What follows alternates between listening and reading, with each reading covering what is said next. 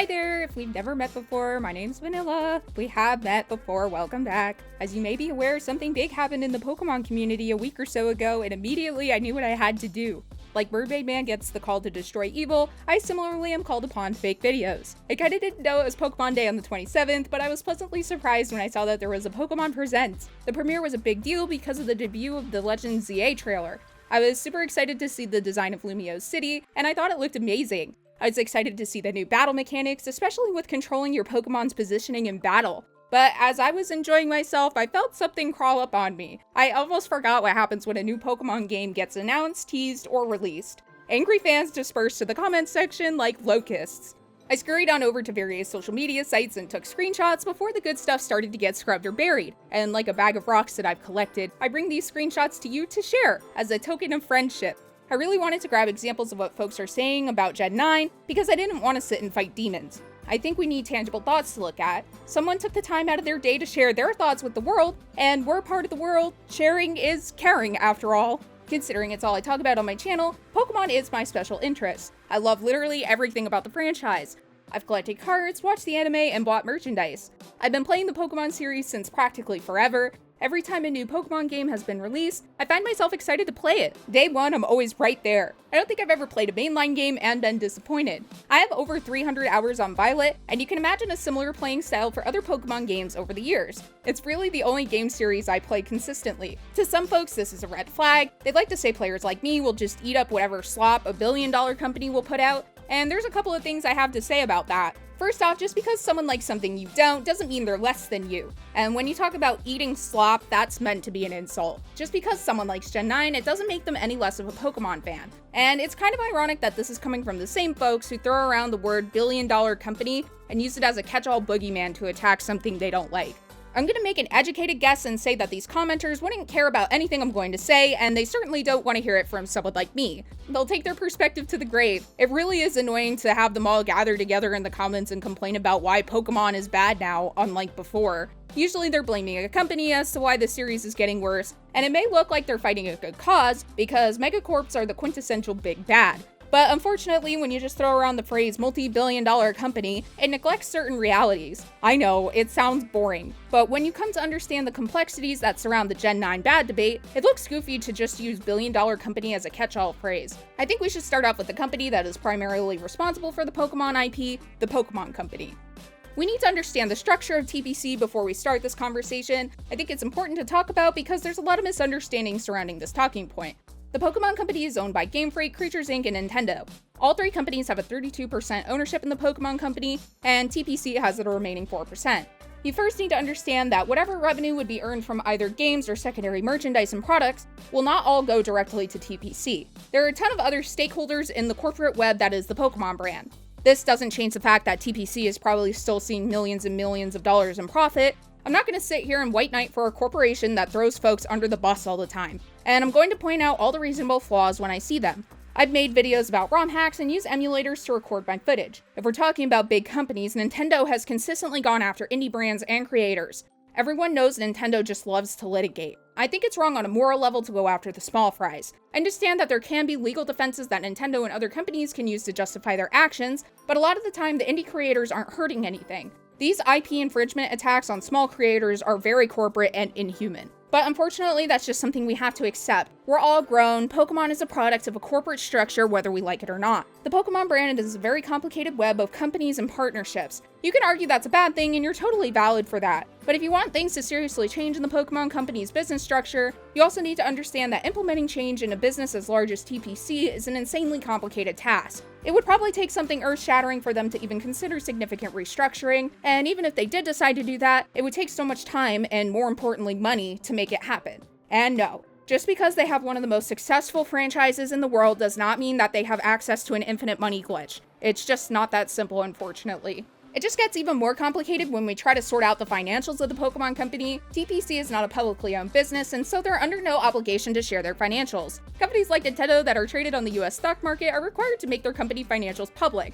This includes information on their debts, assets, and profits. There are numbers floating around that talk about TPC's financials, but unless they're released by the company themselves, we don't have hardly any idea what their cash flow looks like. How much in net profit is the company seeing? How much of the company's budget is allocated to contract Game Freak to develop the mainline games? How much is being allocated to Creatures Inc. to produce merchandise like the trading card game? I could go on. My point is that without a clear paper trail, we can only speculate. And when folks speculate, it's important to keep in mind their perspective on what they're talking about. If you want to make arguments against something you dislike, you need to take a more nuanced approach. In this case, you need to understand how corporate entities work. You can't say that since TPC is making X amount in profit that they should be able to make better games. That's just not how this works.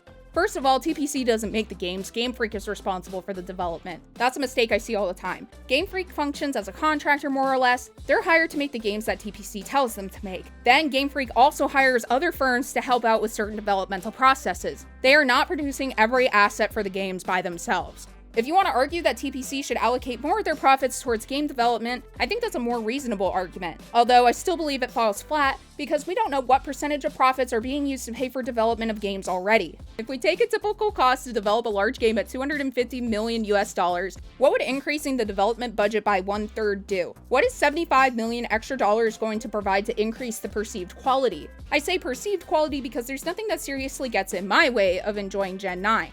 Content creators of the community as a whole have beat the day one fatal errors and glitches argument into the ground. I want to say that I don't think it's acceptable that the game's shipped with these flaws. You shouldn't have to hotfix critical errors on day one. The game should be just ready to go when they get released. But there was also a problem with terror raids a few months after release as well. But is an increase in budget going to make it so those errors won't happen? I don't think you can say that for certain. Is it time or resources that were the cause of some of these issues being unaddressed? If the issue is more related to the extremely short turnaround time for releases of the mainline games, there's not much that you're going to be able to do about it. If a mainline game gets delayed, that means that the associated merchandise and other releases will be pushed back as well. Whether that's things like the anime, TCG expansions, or mobile game events, they won't be able to be released without the mainline games being published first. These are all external projects that are controlled and executed by companies other than TPC. That's tons of money that may be potentially lost between all of the companies involved in the Pokemon brand. Again, none of this should be used as an excuse for releasing a game that needs to be fixed immediately, but it's something to consider when you argue that Game Freak needs to be allowed more time to develop the games. There are way more variables that affect TPC's willingness to extend development time. If you can believe it, this is the TLDR version of the problem with the billion-dollar company argument. I cannot say it enough times. There are so many different things you need to consider when talking about implementing solutions to address the shortcomings of the mainline Pokemon games. You would have to argue about inefficiencies from a business standpoint. If you're still arguing that Game Freak needs more time to develop, consider the backlog that would occur in other parts of the business chain, like at the anime studios or the factories where they produce the trading cards. Some of those companies may lose a lot of money if Pokemon were to delay the release of games. It's just reality. Businesses need money to run and folks need to be paid.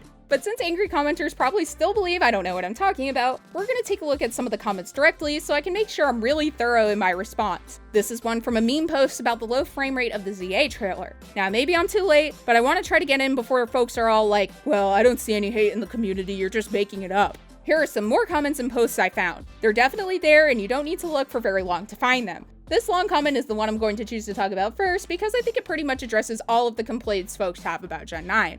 I think my favorite part about Pokemon is that if you criticize anything about any of the new games, you get hit with them acting like your parents when you don't eat your vegetables. You should be grateful you're even getting a game at all. How dare you say anything bad about it? Plus, you'll still buy and play it anyway, so shut up and never say anything bad about the games ever again. Like, I'm sorry that I'm unimpressed with the minimal effort came from one of the biggest IPs in the world. So first off, comparing random strangers to your parents says a lot more about you than any of us. I'm guessing that I'd be lumped into this category since I disagree with them about Gen 9 being bad. I think you're perfectly entitled to dislike something and voice your concerns, and you can still even buy the thing after you complain about it. You're totally valid for whatever you believe or decide to do with your money. If you don't want to eat your veggies, that's totally okay, or if you decide you want to eat them after you said you didn't want them, that's okay too. We stand gentle parenting. Not to remind you, but Scarlet and Violet, which didn't even have a great reception and was criticized, sold over 25 million copies, which with the price tag made them over $1 billion. And I guarantee that game did not cost that much to make.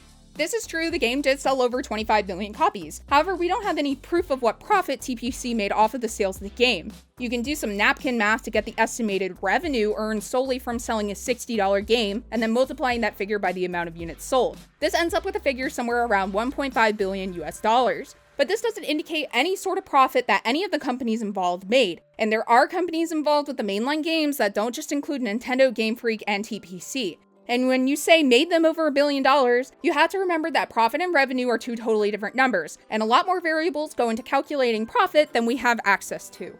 Now, for a random reference, Spider-Man for the PS4 cost around $300 million to make. It is widely considered to be an incredible game on all fronts: graphics, gameplay, voice acting, and everything. So imagine if Game Freak sat down and said, let's make a $300 million Pokemon game and make it the best Pokemon game ever. Financially, they are literally guaranteed to make money. If Scarlet and Violet made that much, it's guaranteed here. Imagine how cool of a game we could get. We cannot be starting off with a random reference. Spider-Man for the PS4 is made for the PS4, and Scarlet and Violet is made for the Nintendo Switch. These are two totally different consoles. I'm not going to get into that right now, but this comparison is not it. And I said it before, but what is TPC throwing more money at Game Freak going to do, right? Because this comment is saying that Game Freak is sitting down and making decisions, but like we talked about, Game Freak is contracted by TPC to make the games, which means they don't solely control the directions that the game is going to go. But that's besides the point. Do Switch games even need the same budget as a PS4 game? Considering the PS4 is a much more capable standalone console, games for that platform probably needed a robust budget. Actually, now that I think about it, I can even argue in favor of this commenter's point.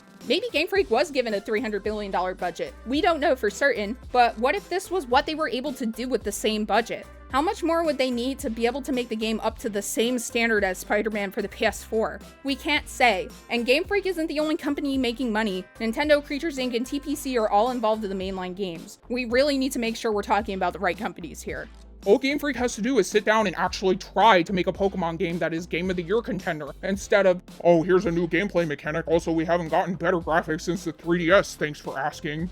That's the thing. Think about it. Is TPC trying to create games that are Game of the Year contenders? I don't think so. Not every title needs to be constructed to be the best game of the decade. It just needs to be something that the majority of their target audience enjoys. There are many different kinds of players that enjoy Pokemon games. Unfortunately, I think that many adult fans don't realize that they're not necessarily the target audience for all of Pokemon's products anymore. I would say a large majority of us here watching this video were introduced to Pokemon when we were kids. That's where the Pokemon franchise's focus has always been. So when TPC is deciding what features they'd like to highlight in products such as the mainline Pokemon games, they have to consider who their target audience is, and from there determine what's important to include in the game. It's marketing at its finest. Remember, Pokemon is the product of a corporate structure. The target audience for their mainline games aren't necessarily for the older and more seasoned players, unfortunately. Obviously, I'm not a kid, but I still have a lot of fun with Pokemon games. Again, it's pretty much the only game I play. But as you'll see if you go through my channel, I'm not a serious gamer, even when it comes to Pokemon. I'm not a big fan of difficulty hacks, or hacks that have serious stories. That's just not my thing. Even though I'm not that kind of gamer, I've played through my fair share of single-player RPG titles over the years, and a lot of them are what gamers would consider to be amazing Game of the Year quality games. Far Cry 3, Fallout 4, GTA 5, and RDR2 come to mind. And after all of that, I don't think I've ever once thought, I really wish Pokemon had graphics like Baldur's Gate 3.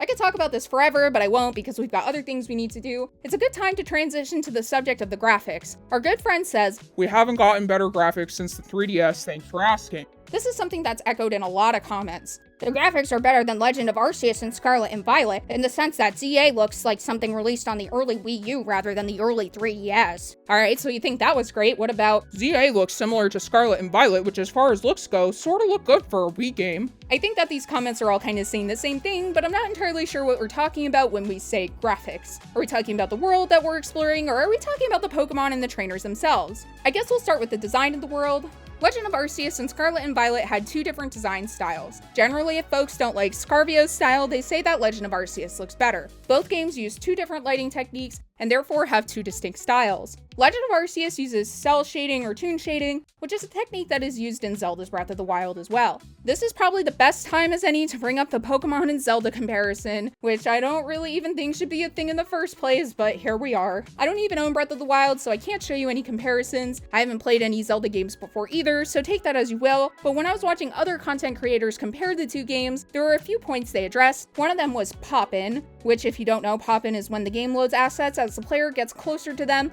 and you see them pop into view. There was pop-in in the Breath of the Wild clips, and I know it's there in Arceus and Scarlet and Violet as well. This is a common technique to lower the demand on the system hardware, so to be shocked that Pokemon games have them is just odd. Even when you lower graphical settings on your PC games, you can still experience pop-in. It's very important that a completely 3D Pokemon game uses techniques like this to try to improve performance as much as possible, especially when the game has to load in Pokemon. To constantly be spawning in multiple fully rendered Pokemon with unique animations when the the player passes a Pokemon spawn point is a key difference between the Pokemon and Zelda series. There are different hardware requirements for these two franchises. You're comparing apples to oranges. The objective in Zelda is not the same in Pokemon, and so the player experience is going to be different. Modern Zelda titles are going to focus more on world building and exploration than Pokemon, because exploring the world in depth is a huge part of those games.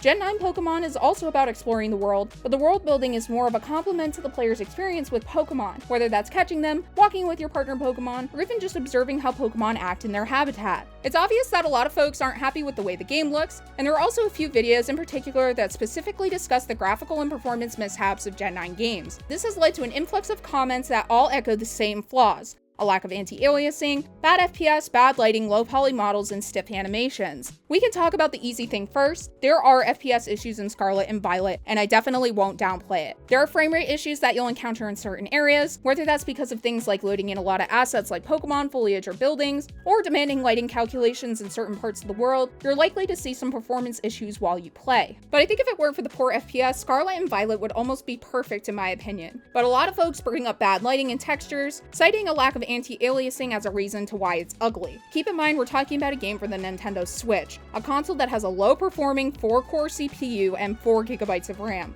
To backtrack a bit, the commenter who brought up Spider-Man for the PS4 also failed to acknowledge that the PS4 has twice as much RAM and the CPU has twice as many cores. It's a standalone console versus a handheld. If there's anyone saying that the Switch is a more powerful console than the PS4, I genuinely hope they're actually children. Despite the Switch's limitations, Scarlet and Violet places an insane demand on the Switch's GPU. I think Scardio is a very ambitious project, and you can tell that they had to cut some corners to make it work. And that's not really a compliment. Textures in Scarlet and Violet can appear to be very muddy, and shadows are often pixelated at a distance. Typically, techniques like anti-aliasing are used to mitigate some of these visual shortcomings. I'm not a game developer, but I do know that lower-end systems struggle with anti-aliasing because it's a graphically intensive process. Anti-aliasing is a technique that is used to dull sharp edges on textures and make shadows appear softer rather than jagged. There are different types and levels of anti-aliasing, and the more passes that the GPU completes to dull edges, the more resources it needs to do so. And then if someone wants to argue that they might have been able to push the performance further, there is a genuine concern of overheating. Even more modern handhelds like the Asus ROG Ally and Steam Deck have had issues with heat displacement. So while there are community mods that exist for Gen 9 games that address some of these visual and performance complaints players have, Game Freak does have to consider the impact their game is going to have on system hardware. But the lack of anti-aliasing in Gen 9 isn't the hill I'd want to die on either. The Switch is 8 years old, and the specs weren't great when it first came out either. Switch haters will talk that point into the ground too. And if you're someone who believes that an 8-year-old handheld console should be able to perform as well as modern consoles, you might want to rethink things. Scarlet and Violet was published in 2022 for a console that has a CPU built on 13-year-old architecture, a GPU that is using decade-old architecture, and 4 measly gigabytes of DDR4 RAM. Game Freak produced a game that pushes the Switch to its limits, and the Switch just does not live up to that task. I think that the poor optimization of Gen 9, especially at launch, made it difficult for folks to see all of the advancements that this particular generation has made. I personally think that the thing that is most impressive about Gen 9 are the 3D models that are used in the game. I think some folks have rose-tinted glasses when they think about Pokemon games. Hopefully they're being hyperbolic when they say things like Gen 9 looks like a GameCube, Wii, or 3DS game. Since I have the models for Pikachu handy, this is what Pikachu looked like on the N64, Wii, 3DS, and then the Switch. I don't need to explain to you how the models have changed since the N64 or even the Wii, but hopefully this serves as a good reminder of how far 3D Pokemon models have come. The models have cleaner topology with less harsh edges, more optimization with fewer vertices and triangles, and more detailed textures. In simpler terms, this translates to more realistic looking models with efforts to maintain optimization. Now, a certain group of folks may pop up and say, X and Y models look better and Scarlet and Violet models actually use the models from X and Y. So first, let's address the perspective of these commenters. Many folks hold X and Y as the last good Pokemon game, so they're gonna say that ZA is going to be a downgrade from Gen 6. Here are a few of the comments I've seen, and they're definitely not happy about the release using the 3D Gen 9 engine. As far as I understand it, these folks enjoyed the 2.5D environment that X and Y introduced, and their talking points will drive into the ground that X and Y looks better than Scarlet and Violet. And the core of the argument is that even though X and Y was released more than a decade ago, it still looks better than Gen 9. I think you're totally valid if you prefer the style of Gen 6 and you would maybe like to see something more like Let's Go Pikachu or Eevee for Legends ZA. That's a perfectly reasonable and grown-up opinion. What's not grown-up is calling Gen 9 ugly and unplayable and using that as a way to say X and Y is better.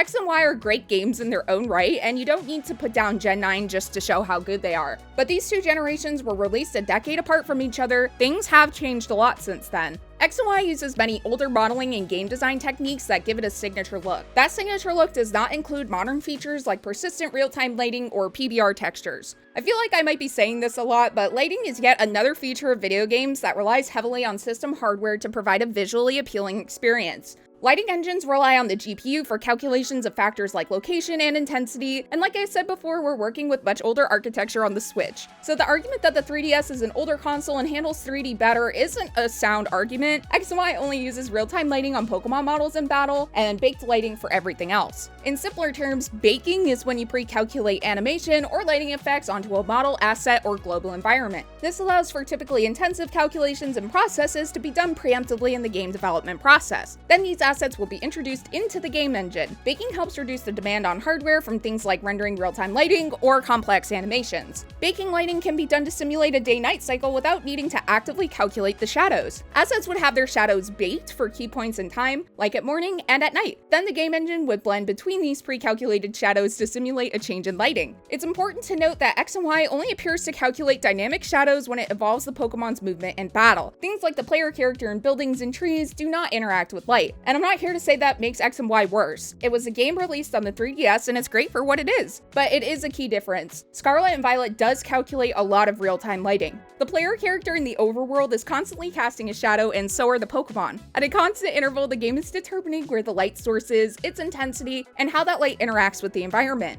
This accounts for dynamic shadows that change size, shape, or intensity based on the light sources in the scene. Again, it's not like we're dealing with a standalone console or a PC. Real-time lighting is a complex task to handle, and I think some folks forget that. If my conversation on lighting hasn't managed to convince you that Gen 9 isn't the visual dumpster fire that angry commenters will have you believe it is, let me try one more thing. Let's look at this Pikachu. It's adorable, isn't it? I think that's something we can all agree on. This model and its animation come directly from Scarlet and Violet. While Pikachu's model is very similar to the one in X and Y, it has had its topology optimized and its animations are more realistic than ever. Pikachu has functional eyelids so it can blink, and it has a little mouth. I made this quick animation to demonstrate how different lighting can impact the way a model looks. The scene on the left is being lit using a cell shader like Breath of the Wild and Legend of Arceus, and the one on the right is being lit with a more realistic shader like in Scarlet and Violet. Even if you don't know exactly what you're looking at, this is the complexity of the shader I'm using for cell shading. Then this is the node that Chico Eevee has created to emulate the Scarlet and Violet render. There is a huge difference in complexity,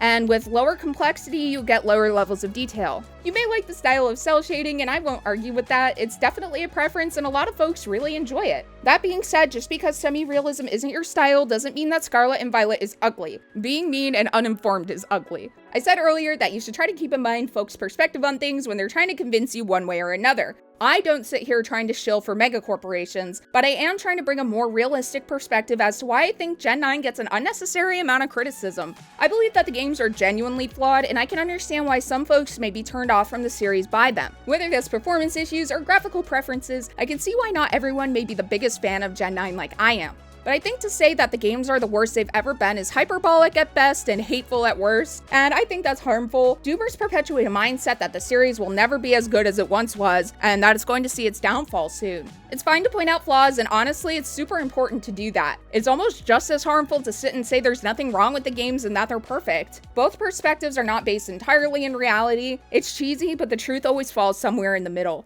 You can be mad at things like the graphical limitations, saying that the tiling of textures or spotty foliage when exploring the world from above isn't acceptable for a game that was released in 2022. That being said, I personally believe that Game Freak is a studio with highly skilled workers, and the contractors they hire are also really talented. I think that they are more limited by the consoles that they make their games for, rather than them being a successful company filled with incompetent workers. As you can see by the length of this video, it's really important not to talk about Gen 9 in black and white terms. More importantly, you shouldn't hate on people who enjoy what they enjoy. Calling folks who enjoy Gen 9 slop eaters or cult members is just unnecessary. I've definitely talked a lot in this video, but Pokemon is a really important series to me. That's kind of why I wanted to give my opinion on the issue, because I don't think there needs to be all of this back and forth about the games. Everyone is allowed to like what they like, and folks are allowed to complain about things they don't like. Folks who like the newer generations of Pokemon are just as much of Pokemon fans as those who prefer older generations.